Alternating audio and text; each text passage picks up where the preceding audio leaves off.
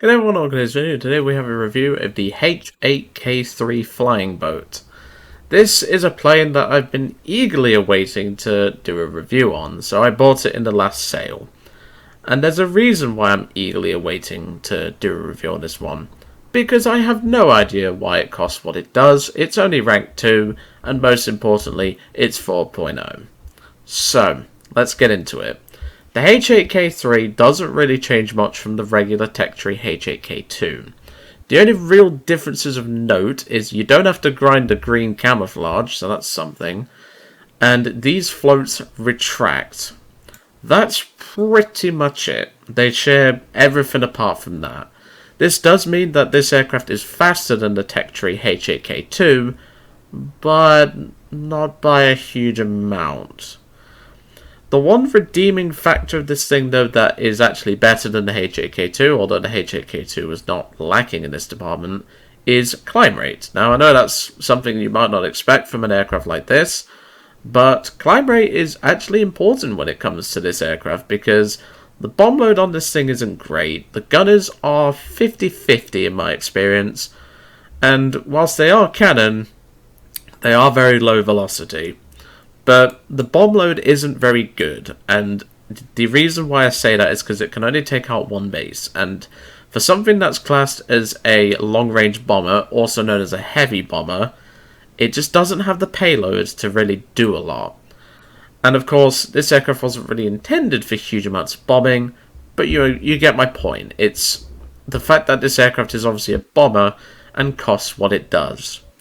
Speaking of, price, I should say, how much does this thing cost, and does the armor even help it protect against anything, even though you're spending so much on it? Well, before we go into the armor, the aircraft costs 2,300 golden eagles.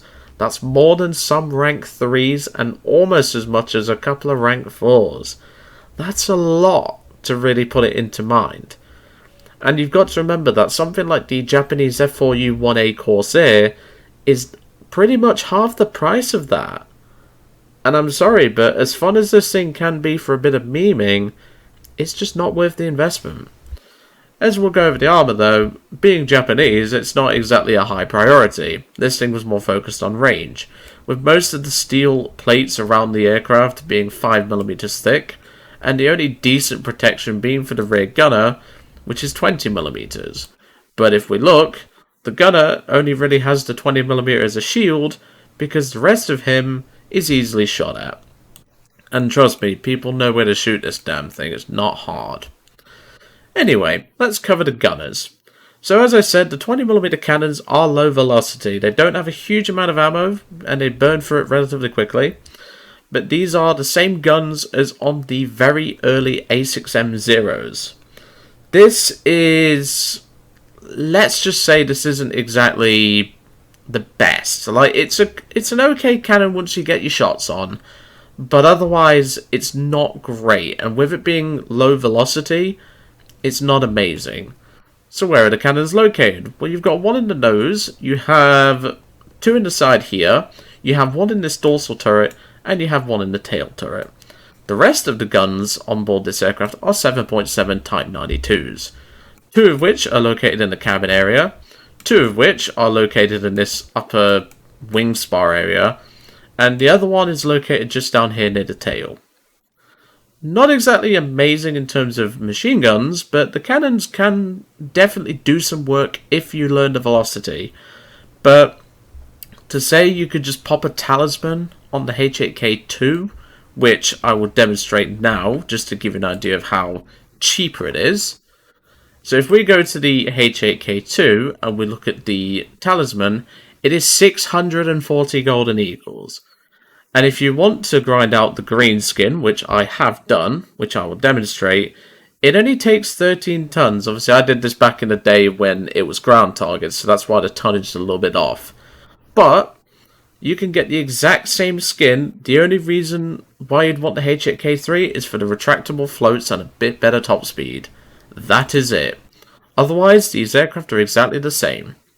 In terms of bomb loads, they are also the same, with them having access to multiple different bomb loads.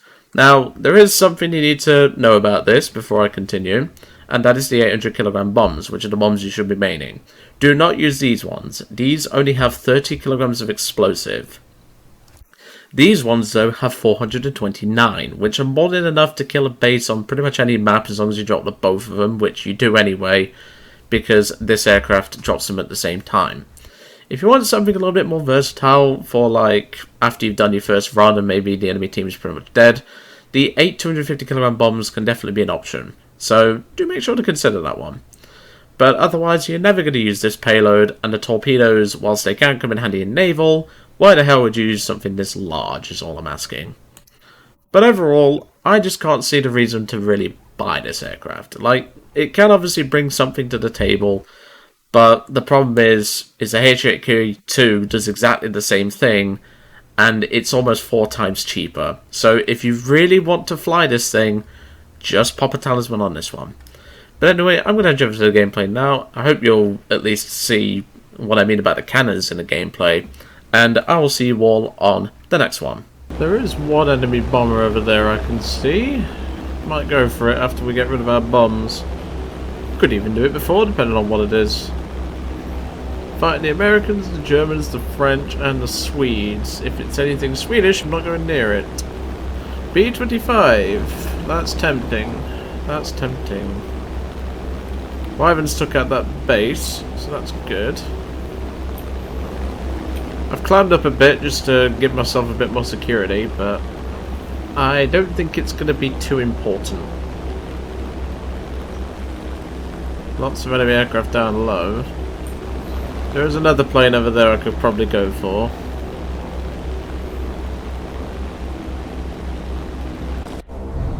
Can I maybe get these bombs out and then I can start heading towards him?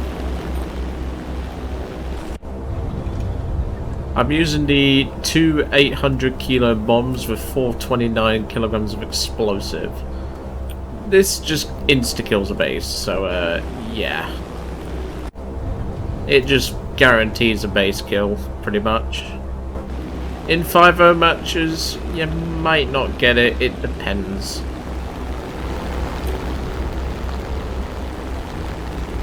Okay, he's going for that. I'll make my way towards...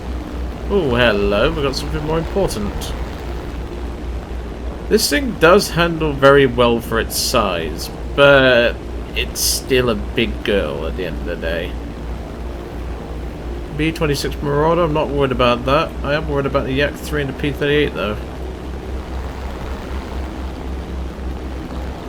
Let's pitch the nose up. There goes the base.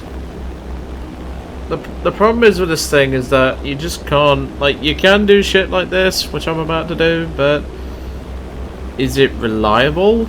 Not really.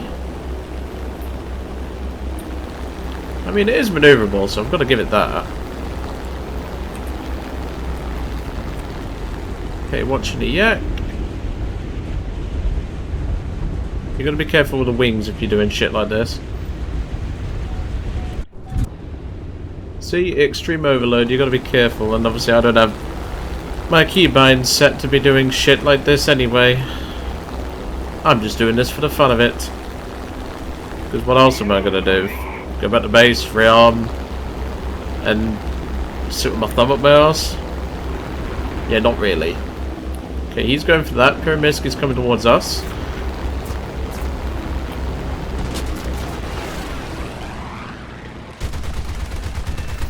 There we go. That's what the guns can do if they hit. They're pretty strong. I think we took the tail off. Nice. I think we're out of war emergency power. Yes, we are. We don't get much WEP in this thing. About 4 minutes-ish? 4 to 5 minutes. You don't get much WEP, but you can at least get something, so... I'd advise only using your weapon to climb, because it can climb pretty well for its size. Alright, teammate, I'd appreciate if you turned to the left, because then I can catch up. I don't think he's turning left now. That's for sure. So we've got a P-38J to deal with now.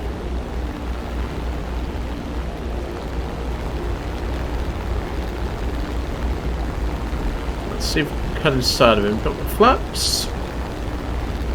Because as you can tell, this thing is not exactly built for this sort of job, but she can maneuver. She's not the most maneuverable, far from it, but you know, it's a thought that counts. Bye-bye. It's just this Marauder left in the Act 3. Gotta watch the Marauder though. Hello. And I think he's running to his runway. Yep, gonna have to pull off. If I go any faster than this, I will tear the airframe apart. That's right, you run back to your runway. Like the little bitch you are.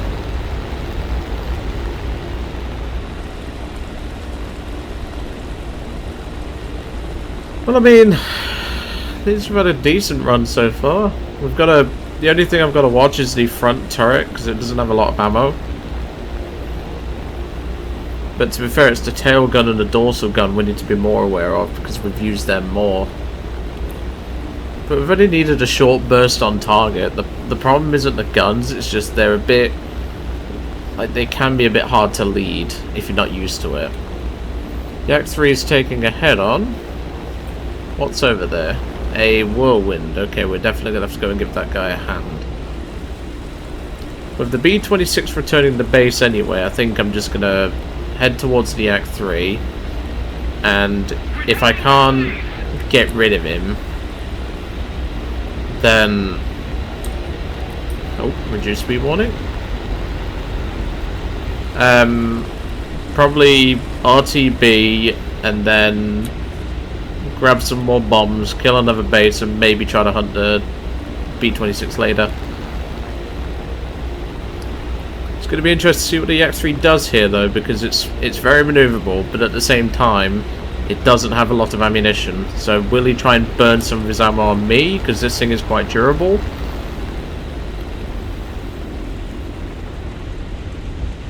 Okay. Oh no, that... Oh no. I screwed up there. Yep. That was my fault, not the plane's. I didn't think it would gain that much energy in a dive, but apparently it does. Well, at least the B-26 crashed, that's a benefit. But yeah, personally, if you want something that's a bit more consistent and doesn't cost an arm and a leg, just go get Japs here.